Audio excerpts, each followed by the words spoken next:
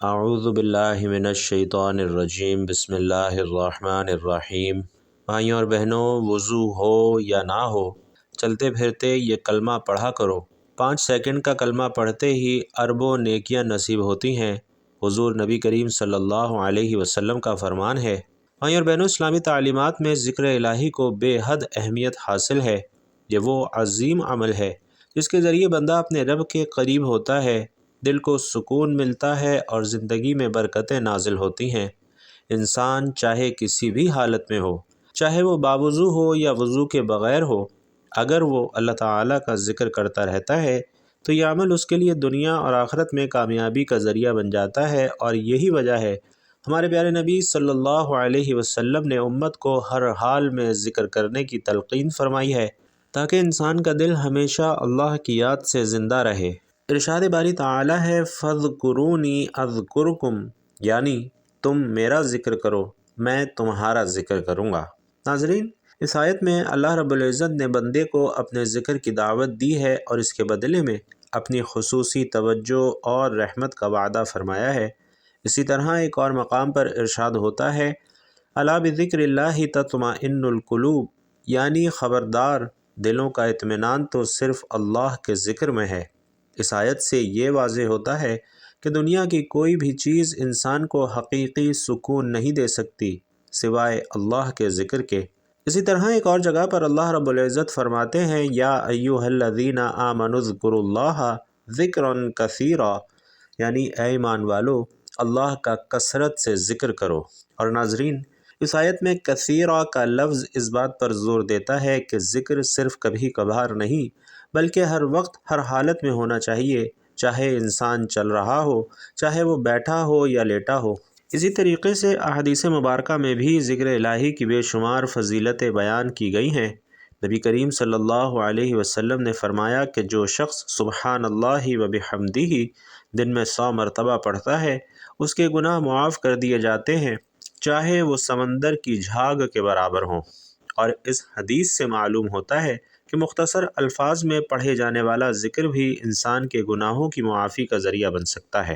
اسی طرح ایک اور حدیث میں نبی علیہ السلام نے فرمایا ہے کہ کیا میں تمہیں ایسا عمل نہ بتاؤں جو تمہارے اعمال میں سب سے بہتر، تمہارے رب کے نزدیک سب سے پاکیزہ اور تمہارے درجات کو بلند کرنے والا ہے؟ صحابہ کرام نے عرض کیا، جی ہاں یا رسول اللہ، ضرور بتائیے۔ تو آپ صلی اللہ علیہ وسلم نے فرمایا کہ وہ اللہ کا ذکر ہے۔ اور ناظرین، اس حدیث سے یہ معلوم ہوتا ہے کہ ذکر الہی نہ صرف آسان عمل ہے بلکہ یہ سب اعمال میں سب سے افضل عمل ہے۔ ایک اور موقع پر رسول علیہ السلام نے فرمایا کہ اللہ تعالیٰ فرماتا ہے کہ میں اپنے بندے کے ساتھ ویسا ہی معاملہ کرتا ہوں جیسا وہ میرے بارے میں گمان کرتا ہے، اور میں اس کے ساتھ ہوتا ہوں جب وہ میرا ذکر کرتا ہے۔ اور ناظرین، اس سے یہ بات واضح ہوتی ہے کہ ذکر کرنے والا بندہ اللہ کی خاص معیت اور قرب حاصل کر لیتا ہے۔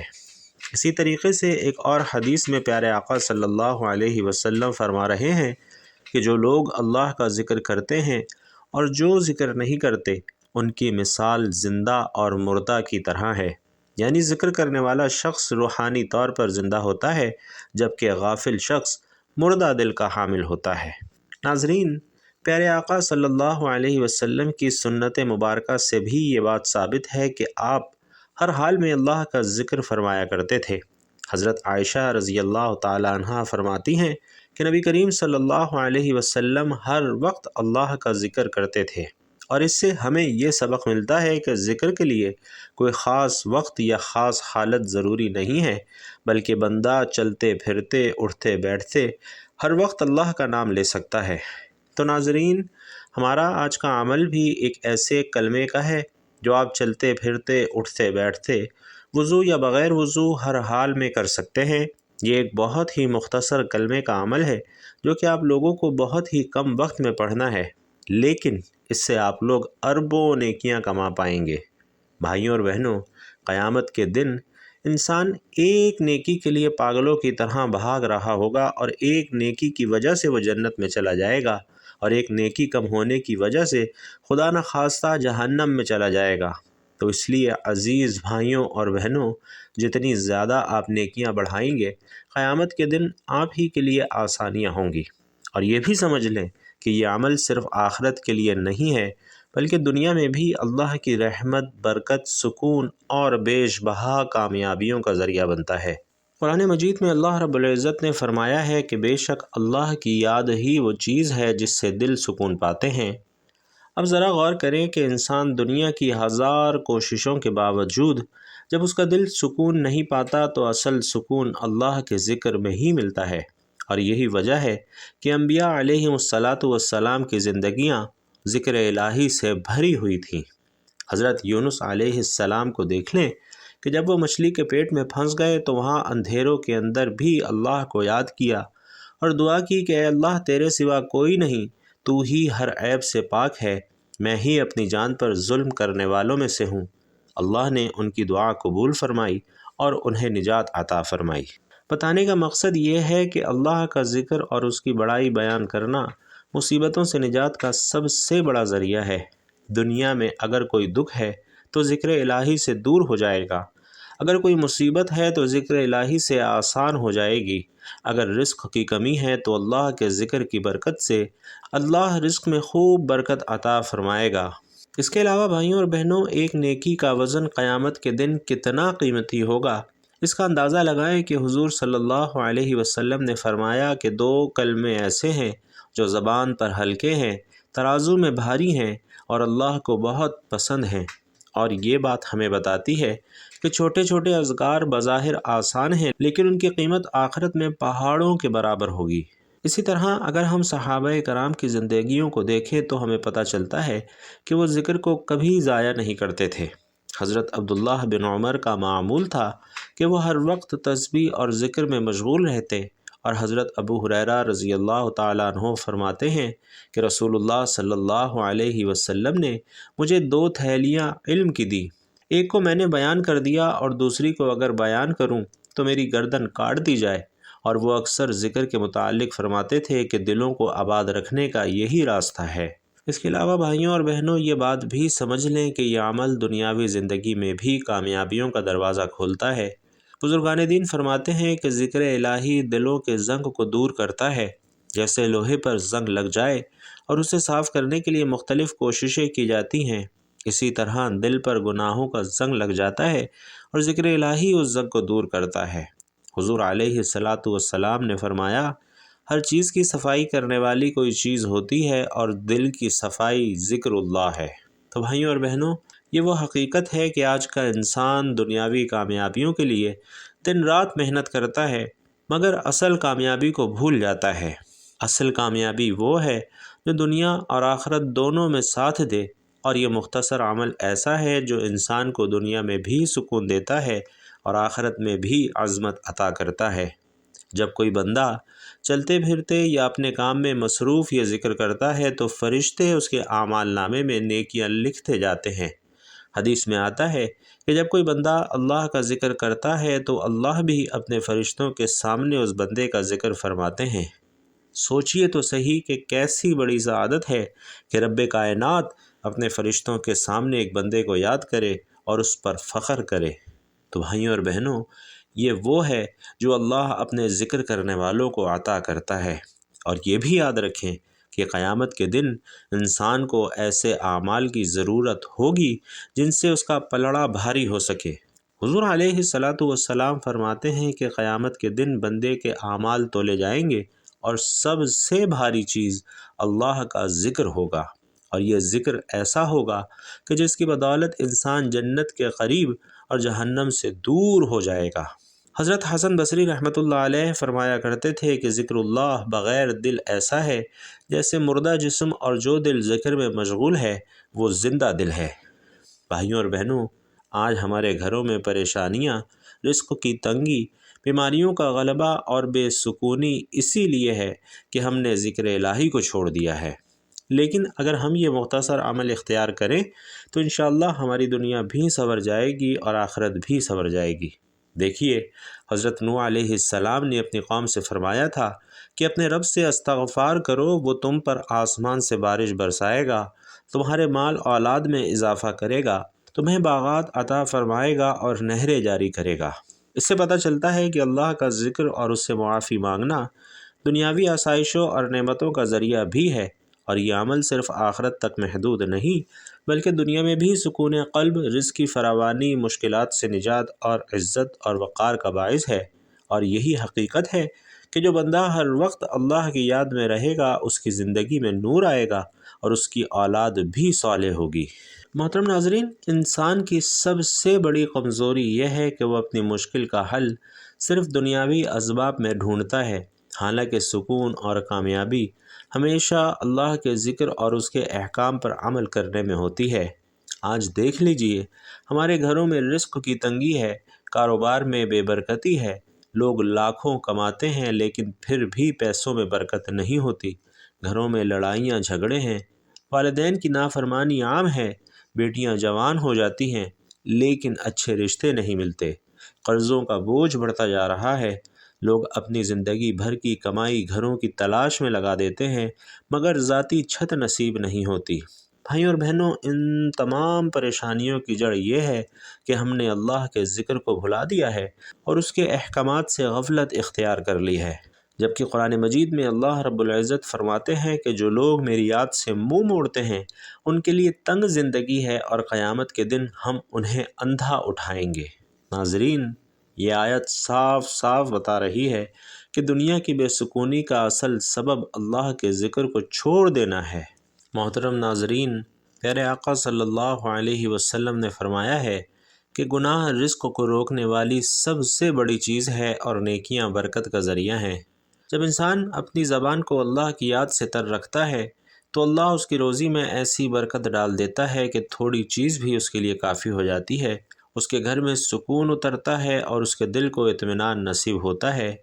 لیکن جب زبان گناہوں میں لگ جائے اور دل ذکر سے غافل ہو جائے تو دل بے چین ہو جاتا ہے، گھروں میں ناچاکیاں بڑھ جاتی ہیں، بیٹیوں کے رشتوں کی فکر ہر گھر میں دیکھی جا سکتی ہے، والدین اپنی بیٹیوں کے لیے دعائیں کرتے ہیں لیکن اکثر رشتے نہ ملنے کی وجہ سے پریشانیاں بڑھ جاتی ہیں۔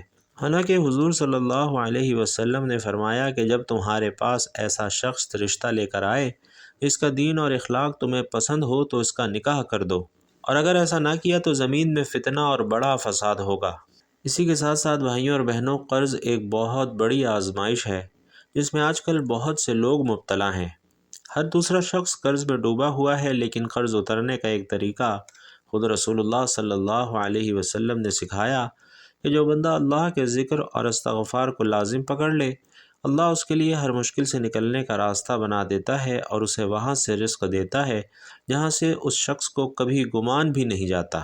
یہ اللہ کا وعدہ ہے کہ ذکر اور استغفار انسان کے لیے کشادگی کا ذریعہ ہے، اور اس لیے اگر قرض کا بوجھ زیادہ ہے تو اس کا بہترین علاج بھی یہی ہے۔ اسی کے ساتھ ساتھ بھائیوں اور بہنوں، ایک اہم بات بھی یاد رکھیے جو کہ حضور علیہ الصلاۃ والسلام نے فرمائی کہ اللہ کے نزدیک سب سے محبوب عمل وہ ہے جو ہمیشہ کیا جائے، خواہ وہ تھوڑا ہی کیوں نہ ہو۔ یہ اس لیے کہ چھوٹے چھوٹے اعمال جب مستقل ہو جائیں تو وہ برکت لے کر آتے ہیں، اور یہی وجہ ہے کہ بزرگوں نے ہمیشہ زبان پر ذکر کو جاری رکھنے کی تلقین کی ہے، کیونکہ یہ ذکر دنیا اور آخرت دونوں میں انسان کی کامیابی کا راستہ ہے۔ بھائی اور بہنوں، سوچئے کہ ایک ایسا عمل جو چند لمحوں میں کیا جا سکے لیکن اس سے آپ کے رزق کی تنگی دور ہو جائے، قرض اتر جائے، گھروں میں سکون آ جائے، بیٹیوں کے اچھے رشتے نصیب ہوں، رشتہ داروں کے ساتھ محبت قائم ہو اور آخرت میں بھی نجات ملے، تو کیا ایسا عمل چھوڑنا بد نصیبی نہ ہوگی؟ تو آپ نے یہ عمل اپنے روزانہ کے معمولات میں ضرور شامل کرنا ہے۔ وضو ہو یا نہ ہو، آپ کسی بھی حالت میں یہ عمل کر سکتے ہیں۔ سب سے پہلے آپ نے درود پاک پڑھنا ہے، کیونکہ درود شریف پڑھنا ہر دعا اور ہر عمل کی قبولیت کی کنجی ہے۔ درود کے بغیر دعا تک آسمان پر نہیں جاتی۔ چنانچہ جب بھی آپ عمل کرنے لگیں تو درود شریف لازمی پڑھیں۔ خیر و برکت اور ثواب کی نیت سے ایک مرتبہ میرے ساتھ بھی درود پاک پڑھ لیجئے۔ اللہم صلی علی محمد وعلی آل محمد کما صلیت علی ابراہیم وعلی آل ابراہیم انک حمید مجید۔ اللہم بارک علی محمد وعلی آل محمد کما بارکت علی ابراہیم وعلی آل ابراہیم انک حمید مجید۔ درود پاک پڑھنے کے بعد ناظرین آپ نے سبحان اللہ و بحمدہ کا ورد کرنا ہے، اور اس عمل کو آپ جتنا دہرا سکتے ہیں دہرائیے، اس کی کوئی خاص تعداد نہیں ہے۔ یہ اللہ کی رحمت ہے کہ اس میں تعداد کی کوئی قید نہیں۔ آپ جتنا زیادہ پڑھیں گے اتنی زیادہ آپ کے لیے آسانیاں ہوں گی، اور اتنی ہی زیادہ نیکیاں آپ کے نامہ اعمال میں لکھی جائیں گی۔ اور بھائیوں اور بہنوں، یہ کلمہ اتنا آسان لیکن اتنا طاقتور عمل ہے کہ اس سے نہ صرف آپ کی آخرت سنورتی ہے بلکہ آپ کی دنیا بھی سنورتی ہے۔ آخرت میں یہ کلمہ آپ کے لیے نیکیوں کا خزانہ بنے گا، گناہوں کو معاف کروائے گا، درجات کو بلند کروائے گا، اور جنت میں باغ عطا کروائے گا۔ حدیث میں آتا ہے کہ جو شخص دن میں 100 مرتبہ یہ کلمہ پڑھے اس کے گناہ معاف کر دیے جاتے ہیں، اگرچہ وہ سمندر کی جھاگ کے برابر کیوں نہ ہو۔ تو بھائیوں اور بہنوں، جتنا زیادہ آپ یہ کلمہ پڑھ سکتے ہیں اتنا لازمی پڑھیے، ورنہ کم از کم 100 مرتبہ یہ کلمہ لازمی پڑھیے۔ یہ کلمہ آپ کو برائیوں سے بچائے گا، فضول باتوں، غیبت اور چغلی سے روکے گا، دل کو سکون عطا کرے گا اور گھروں میں برکت نازل کرے گا۔ صرف یہی نہیں بلکہ یہ کلمہ برکتوں کا خزانہ بھی ہے۔ اگر کوئی کاروبار میں نقصان دیکھ رہا ہے تو یہ کلمہ پڑھے تو اللہ اس کے کاروبار میں برکت عطا فرمائے گا۔ اگر گھروں میں بے سکونی ہے، لڑائی جھگڑے عام ہیں، دلوں میں دوریاں ہیں، تو یہ کلمہ پڑھنے سے انشاءاللہ محبت پیدا ہوگی اور گھر انشاءاللہ سکون کا گہوارہ بن جائے گا۔ اگر قرضے ہیں اور تنگی ہے تو یہ کلمہ پڑھنے سے اللہ غیب سے مدد کرے گا، رزق میں کشادگی دے گا اور مشکلات انشاءاللہ آسان ہو جائیں گی۔ اگر دل میں گھٹن ہے، غم ہے یا پریشانی ہے تو یہ کلمہ دل کو سکون عطا کرے گا، چہرے پر نور آئے گا اور اللہ کی رحمتوں کے دروازے کھل جائیں گے۔ محترم ناظرین، اس کلمے کو معمول بنا لیں کہ جتنا زیادہ پڑھ سکتے ہیں ضرور پڑھیے۔ جب آپ اس کلمے کو خوب دہرا لیں اور دل مطمئن ہو جائے، دل کو سکون مل جائے، پھر آپ نے 3 مرتبہ سورۃ الاخلاص کی تلاوت کرنی ہے۔ بسم اللہ الرحمن الرحیم، قل هو اللہ احد اللہ الصمد، لم یلد ولم یولد ولم یکن لہ کفوا احد۔ آپ چاہیں تو زیادہ بھی سورۃ الاخلاص کی تلاوت کر سکتے ہیں، ورنہ کم از کم 3 مرتبہ لازمی پڑھیں اور اس کے بعد پھر سے درود پاک پڑھ لیں تاکہ آپ کا یہ ذکر اللہ کی بارگاہ میں مکمل ہو جائے۔ پھر آخر میں دعا کریں کہ اے اللہ، ہم سب کو اپنی یاد میں مشغول رہنے والا بنا۔ اے اللہ، ہمیں اس کلمے کی کثرت کرنے والا بنا۔ اے اللہ، ہماری زبانوں کو اپنے ذکر کی عادت ڈال دے۔ یا اللہ، ہمارے دل کو اپنے نور سے بھر دے۔ اے اللہ، ہمارے گناہوں کو معاف فرما دے، ہمارے دلوں کے زنگ کو دور فرما دے، ہماری پریشانیوں کو آسانیوں میں بدل دے۔ اے اللہ، ہمارے گھروں میں اپنی رحمتوں کا نزول فرما دے، ہماری اولاد کو نیک اور صالح بنا دے، ہمارے رزق میں برکت عطا فرما، ہمیں دنیا اور آخرت میں کامیابی عطا فرما۔ اے اللہ، ہمیں اپنی محبت عطا فرما اور اپنے محبوب صلی اللہ علیہ وسلم کی شفاعت نصیب فرما۔ آمین یا رب العالمین۔ بھائیوں اور بہنوں، اگر آپ لوگ بھی اس خوبصورت دعا میں اپنی شرکت یقینی بنانا چاہتے ہیں تو کمنٹ باکس میں آمین ضرور لکھ دیجئے گا۔ اللہ تبارک و تعالی آپ سب کا حامی و ناصر ہو۔ آمین یا رب العالمین۔